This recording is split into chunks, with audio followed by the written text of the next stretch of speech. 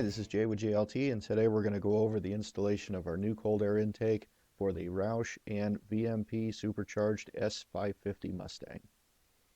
The first thing you're going to do is remove the bolt that holds the airbox in with a 10mm socket, ratchet, and extension. Go ahead and use a 5/16 or 8mm nut driver, loosen up the clamp at the throttle body, unplug the PCV connections and vacuum lines, leave the fitting in the large 3/8 line, unplug your mass air, go ahead and use a Torx bit and remove the factory Roush lid. This will help in removal of the unit.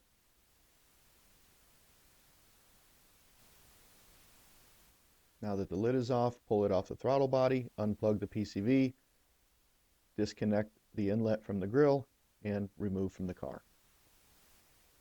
First thing we're going to do is we're going to take the metal insert and rubber grommet out of the mounting hole and insert those into the JLT shield.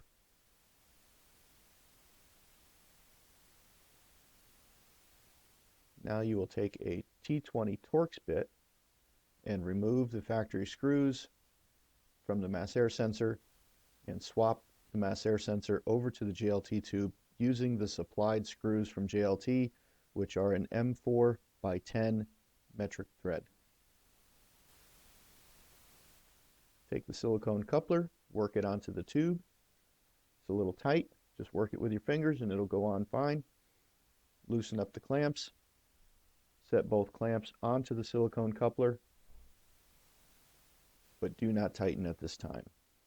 Now you can install the filter and snug up the clamp.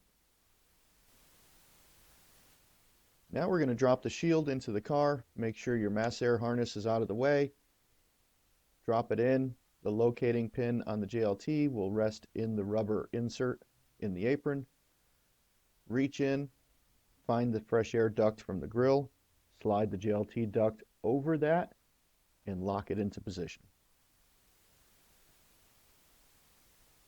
Take the factory bolt and lock down the heat shield.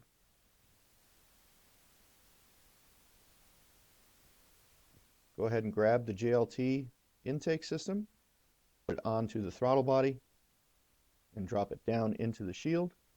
Push the silicone coupler up against the backstops of the throttle body and snug up the clamp at the throttle body.